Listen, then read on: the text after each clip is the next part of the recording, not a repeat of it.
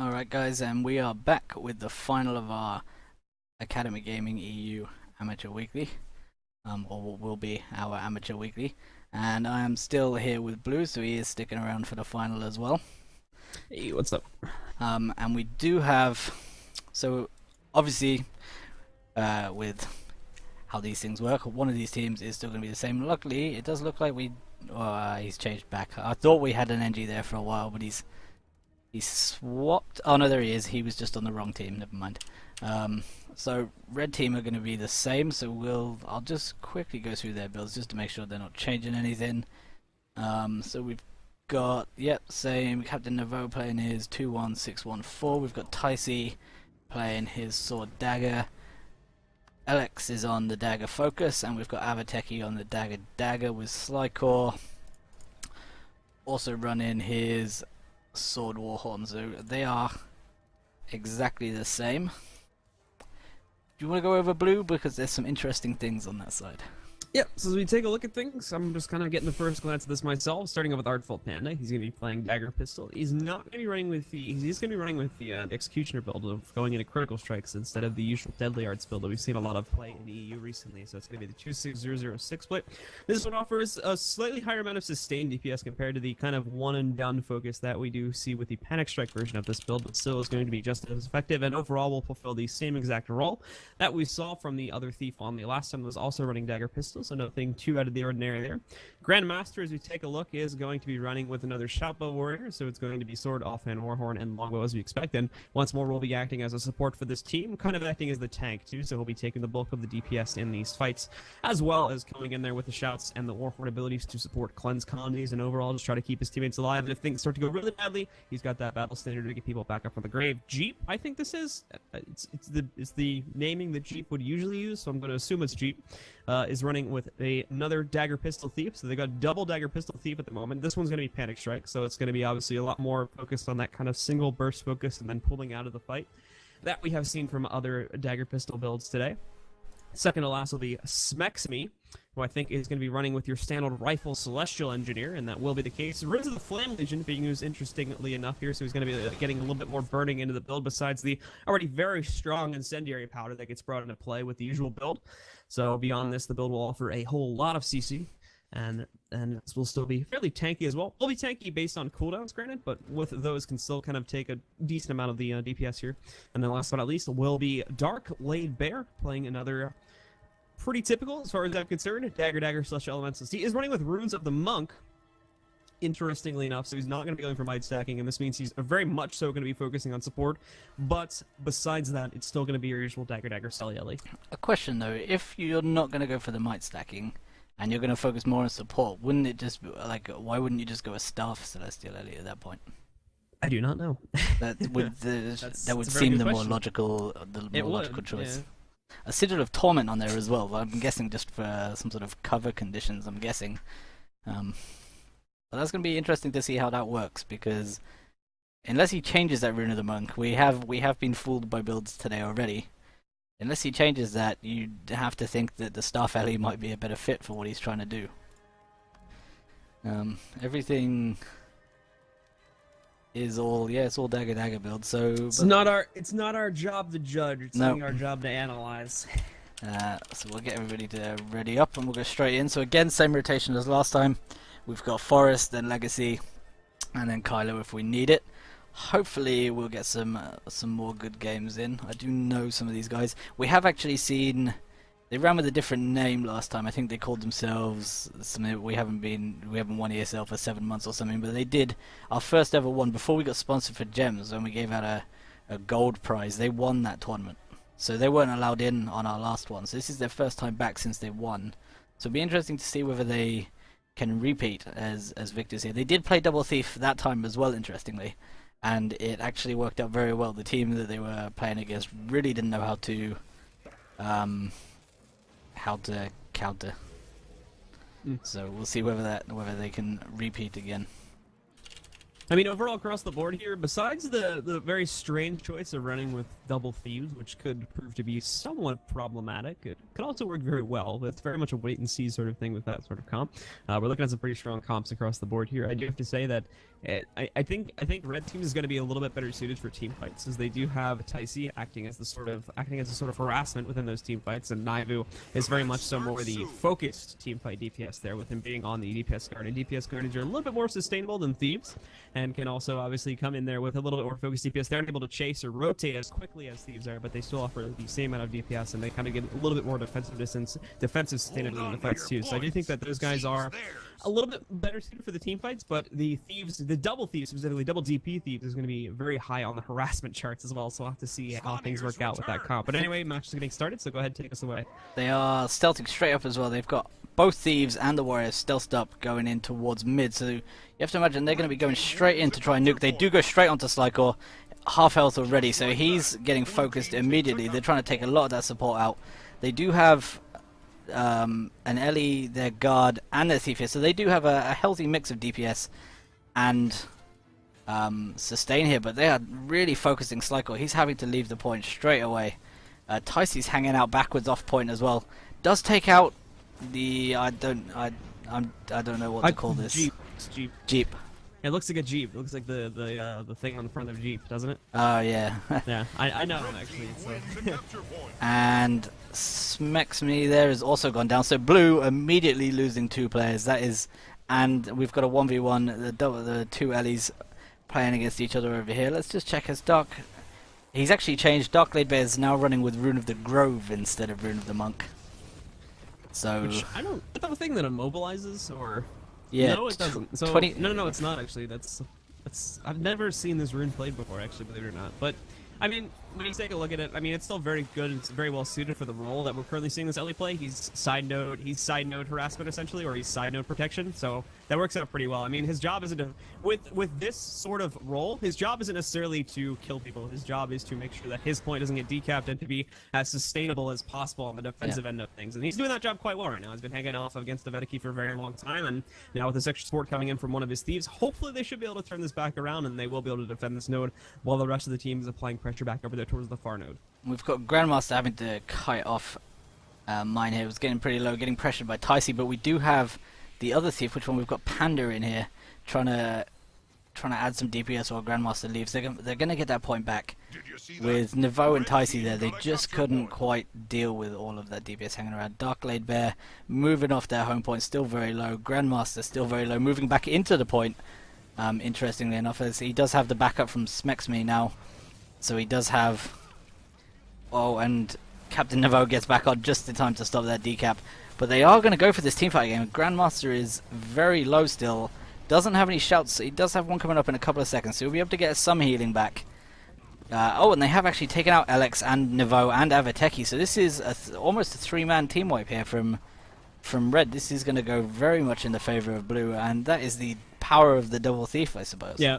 Huge triple kill. They gotta move quick though, because this is the big thing with this sort of build, is the fact that yeah, they can kill people very quickly, but they've got to keep themselves on the move, and they can't stay in one fight for too long. They rely very heavily on quick fights being ended very quickly, otherwise they're going to lose their advantage very, very fast. But they already are mobilizing. We've seen both the thieves. They're going to move back over here towards the blue side home node. Should not have any trouble handling what's going to be a 3 versus 1. So Ticey, if he can escape, it'll actually be fairly impressive considering the pressure on him, but it actually looks like, yeah, he's going to be able to get out of here. The rest of the red team is on their way, so Ticey will probably double back and reinforce this node in just a second. But beyond that, the rest of red team is going to kind of hang out on mid, and they'll probably either push onto this node or try to redouble and split them up going towards the windmill, or going towards the mine node once again in just a moment. Which actually, in my opinion, going for mine and trying to split push might be a better option, because if you can avoid those thieves, you probably are going to be able to win the fight. The thieves are really the only thing you have to worry about, and if you can either split them up or or just get away from those thieves, you have a team fight, because they don't have any DPS besides that. So Nevo is going to drop. There was a Shadow Refuge came down to try and get him up, but that was immediately decided that was a bad idea, and Nevo has gone down. He did get crated off point there, which seems like a waste of a crate unless they really needed to secure that, but I didn't see anyone going for the res. And we do have as well, Elix is going to rotate back over here towards the mine to support, so it'll be a 2 versus 1 against Grandmaster. Again, double Selly, so we won't be seeing any serious progress made, especially with Artful Panda now coming in, but as you can see, sort of direct off the point there, a lot more players are also on this way, so this fight's going to get ramped up, and this will probably be our next big team fight as everybody starts to arrive at this point. And we do have a decap, so we are back to 1 point ticking. We do have Red Team in the lead by 1 point, so they are just staying ahead. Grandmaster getting very low again.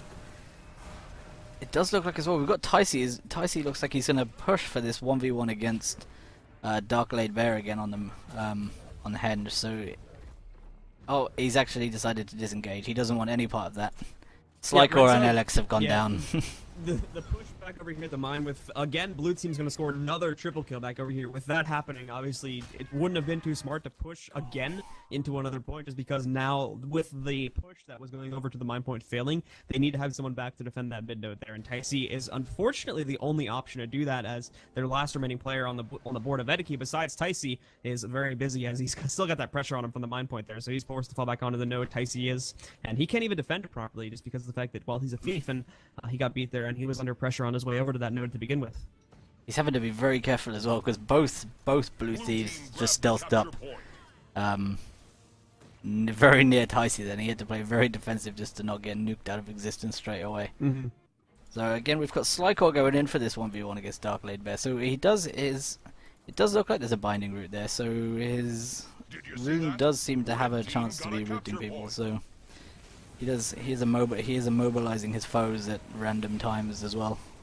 I don't know whether that's terribly advantageous to his build, but it seems now to be Jeep is going to come over here to reinforce very quickly the Henge point. They're going to force Slykor off that and push the red team, really pushing them back down to a singular node. And this has been the kind of the status quo for most of the game so far, as we've had red team controlling the middle and blue team making their way through very quick rotations through both of those side nodes in order to control that. And they've been doing a good job of controlling that. Now they do have an opportunity here though, with one of the thieves getting knocked out, as they aren't going to have as much DPS for the next 15 seconds. So if there was ever a time to engage back onto another point, it's going to be right now, and they're going to choose to do that. But they've gone a little bit too far, because as you take a look in mid, they've left that completely abandoned, and Grandmaster is just going to swoop right in here, and he'll get a free decap, unfortunately, as no one for the red side is going to be there to defend that. Yeah, that was, again, very aggressive. We've seen that from a lot of teams tonight, especially this team. They do have a habit of playing very aggressively. They are overextending, they are committing to team fights that they don't really need to be committing so many people to.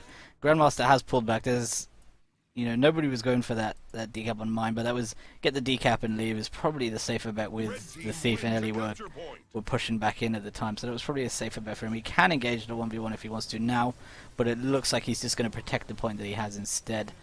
And again, we have another team fight breaking out here on Henge, and it's going to be interesting to see whether again blue team come out on top. We do have all 4 members that aren't, we do have all 4 members of red team here. The Ellie's hanging off going towards mine, but everybody else is on this point. So again, mine is empty. If one of those thieves notices that, and it does look like, yep, Panda's off. Panda's the one staying near.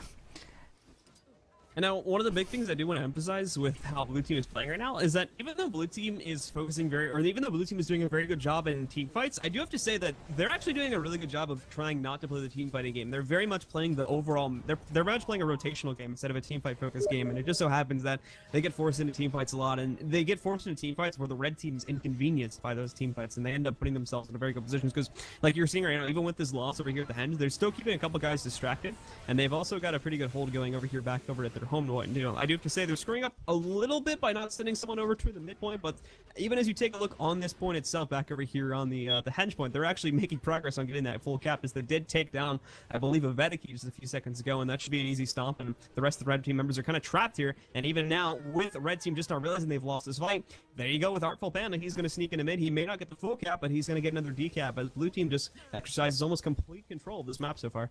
I believe they are going to get mine back. They are pushing Grandmaster off point. He's having to leave entirely with Nevo there along with Alex. He couldn't deal with the 2v1 forever. He's going to have to give up that point. He is going back in. Nevo's moving into mid again, so he is going back in for that 1v1. Half health, but he's going to be able to keep this fight potentially going up for a little bit longer at least.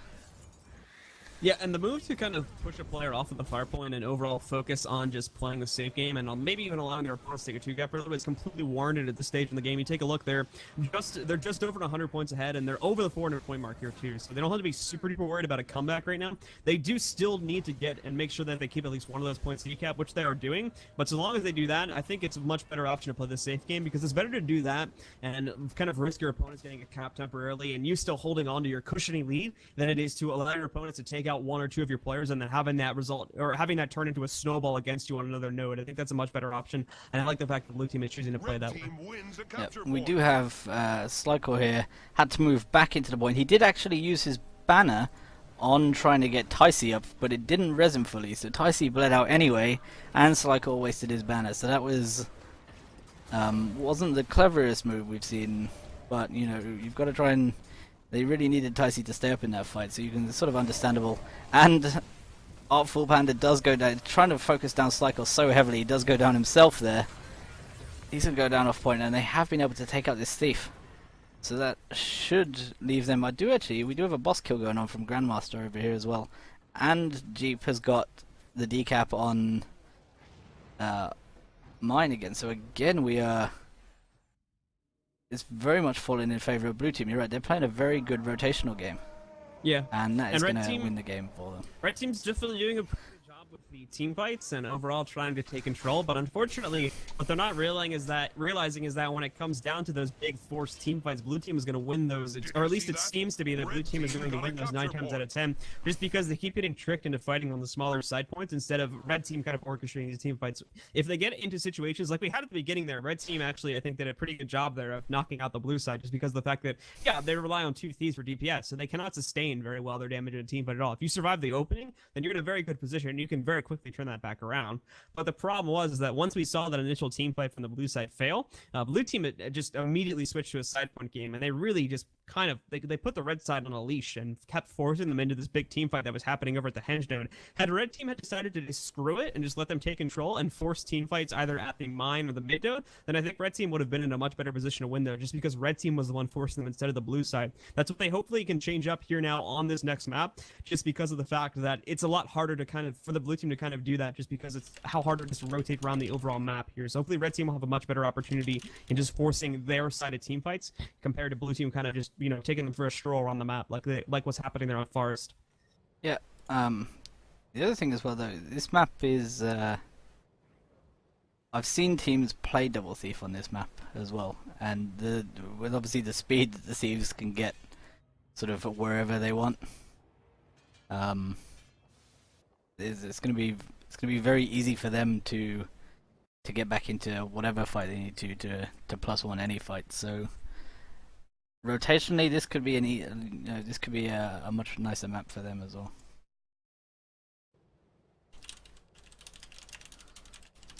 And trying to get everybody to ready up here quickly.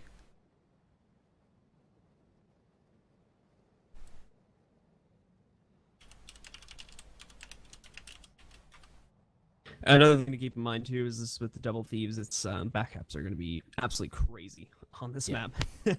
Red team is going to constantly have to keep a third eye essentially looking to that node, and that may make them a bit nervous in the team fight. So even though I do think that this map is a little bit more favored over towards the red side, it could definitely work against them too if they're playing it too cautiously. So they just hopefully kind of need to focus on the mid fight, but make sure they're keeping somewhat of an eye on that back point, because if things start to go awry in mid, you can bet your butt that someone from the blue team is going to want to go for that decap, especially considering that they have 2 thieves, and 90% of the time I can bet you that one of those thieves will probably be available to go for that decap. Yep, so we are just waiting for a couple more players to ready up, and then we can see whether that does come to fruition like we think it will with the decaps happening from blue. I think you're right. Red team are going to have to focus very heavily on, you know, they are going to have to be 100% aware of where those thieves are at all times.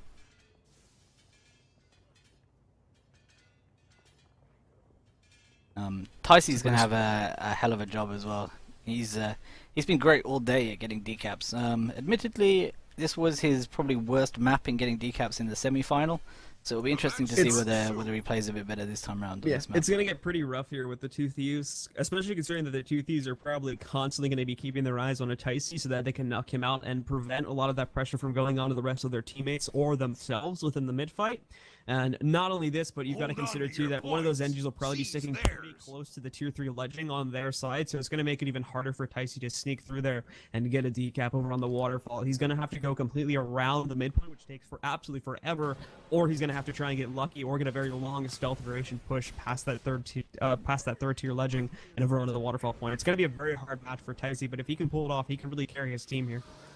We do have both thieves stealthed up again. They go for Alex this time. He's immediately had to blow his. He went invulnerable there briefly, so he has had to use some cooldowns to try and evade that. But he has actually done very well in evading damage. He is still on relatively high health considering he was just hit out of stealth by 2 dagger pistol thieves. He's done very well to survive that, and Ticey's done very well to Artful Panda straight away, just as you said they would. Artful Panda's gone straight for that decap, but Ticey is watching them and gets back to stop it happening.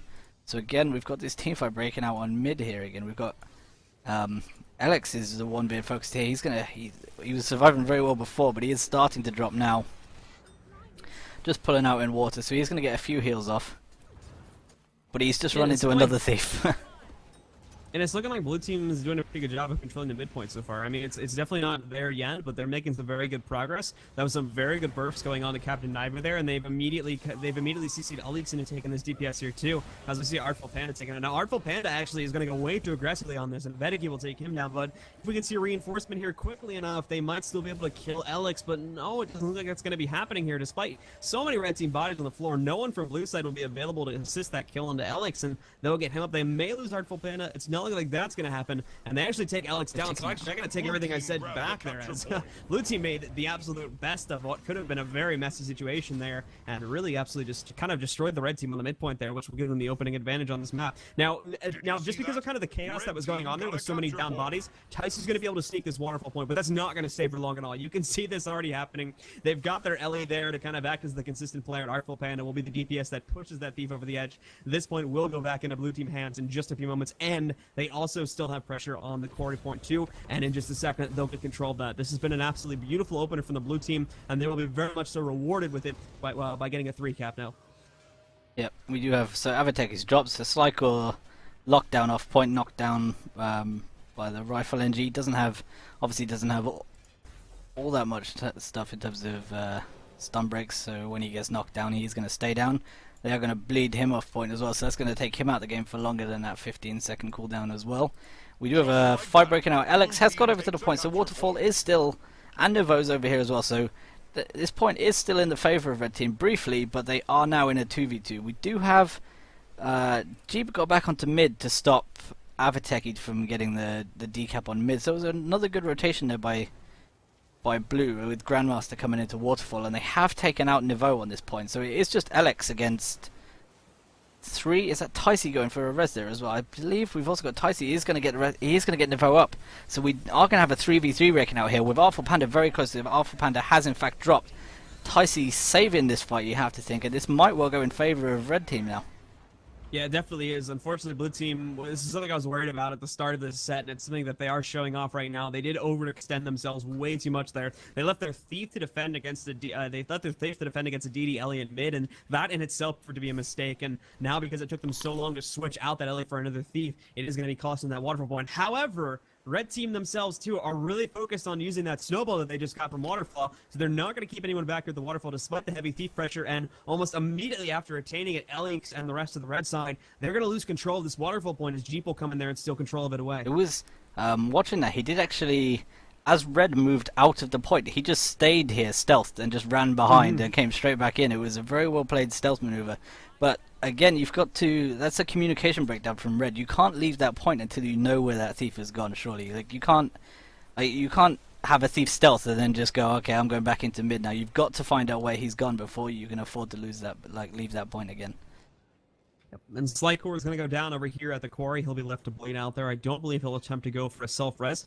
I should note too that like it's really weird what I'm seeing Smex doing. Like, but it's actually still pretty good because Smex is being a consistent far point pusher, and he's actually just chilling outside the gate to prevent anyone from the red team from even pushing that. And it does a very good job of essentially funneling the red team into one of those 2 points. So it makes the incomings very predictable. There is, I do have to agree with what Smex is doing there. Like if I see someone directly outside the gate that's already killed, I'm kind of going to be like, do I really want to push into this? And it will heavily discourage not only just the players that are coming out there, but the rest of the red team from even pushing into that in the first place. So it's actually a pretty smart move there from Smex. However, with him pushing back into mid, because that help was needed a little bit though, that's going to open things up. But so long as, once again, like I was iterating before, so long as he's able to keep an eye on that, he should be able to, like he's doing right now, rotate back in time to stop any attempt at a decap, which is going to come in from Slycore in just a second.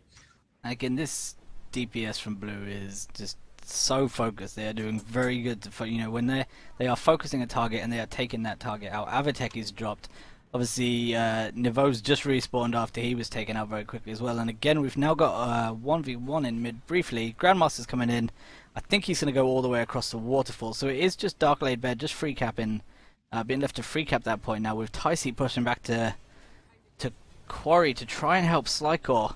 With Jeep and Smexme here, we've got a 2v2. It's going to be a 3v2 with Niveau in as well, so they might well get this quarry back. Panda's had to stealth up over there, although Jeep, Red sorry. Team, I'm not sure if Red Team wants to fight this though. I think they just decided they wanted to do it now because they got that nice burst off on a Jeep. But it even looked like they were hesitating there for a second. This should go off pretty.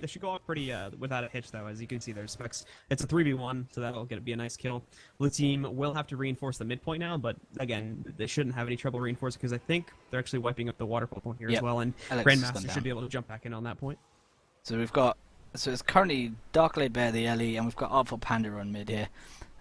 We do have Niveau and Ticey, so we do have the DPS. They can take out Panda if they want, but with Grandmaster coming in, we do have even more sustain back on this point. And with this point being so big, it's going to be very difficult for them to win this fight quickly enough before either the NG or another Thief gets back in. We do have another push from Avateki.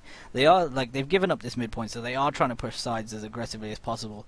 Although it does look like they are actually going to try and push this mid-fight quite aggressively. Niveau being very aggressive pushing in, and he's paying for it. Oh, take a look. You can see this now. We do have the ice bow coming off. It did connect over on a Grandmaster. Unfortunately, not a lot of DPS coming out from that, though, but a second one will go over on the Grandmaster now. Red side really wants to take him out. They've gotten him pretty low, but now as well, they do have to watch out on their own end of things, as Captain Nevo is also getting a little bit low here, too, as Dark-Laid Bear is putting a lot of pressure onto him. Yep, and we do have Dark-Laid Bears just healing himself up. He did get very low there as well, but we've got, I mean, if you look at Blue Team's health, they are really playing on the edge here. They are all very close to going down. Smexme on Waterfall in a 2v1 against Ticey and Avateki might well drop here. Oh, Jeep's come in, but they've both dropped at the same time. So that's going to be a good fight for Red, and they are going to pick up the side points. So they are only 140 odd, 130 odd points behind, so they can still get back into this game. Niveau has dropped on mid, so really you have to think that they have to get, once they've got sides, you know, I know mid is an important point, but once you've got sides, you've got to pull out and play sides. There's no point getting all, like, they can't afford to get, they've got 3 guys in there and a guy down now. They need to start pulling out. They can't afford to get wiped in mid now. Yeah, I mean, they're making decent progress in mid, though, so it does make sense for them to at least put pressure on it. I mean, so long as they're not full going in on that, and they're keeping eyes on the side points, and it is I was going to say, watch Smexme again going straight for... Yeah, it looks like he's actually going to go for the gate. They're going to go push right into that. And this is actually probably the biggest mistake, was not to keep anyone watching this, because now this is going to be a blind Lord push. I would opt for Smex to wait for his Thief to get there, because the second they attack that Lord, the alert's going to go off, people are going to start to fall back. But if they can get the Thief and the NG at the same time pushing out, then they can really make a quick push on this one. But no, Smex is going to go for it. They're opting just for the quick push onto this one. They've engaged. They're going to push him into a corner here, too. He's got a crate ready to go. Coming in a second. Jeep has engaged. The second Thief is on the way, and this is going to be their push. If this works, they will win the game as well as the tournament. But if this fails, it may very well throw us into a game 3. Less than half health. Looking like it's going well. He does get the interrupt off on the heal. This is going to be GG, and we had a very impressive Lord push there.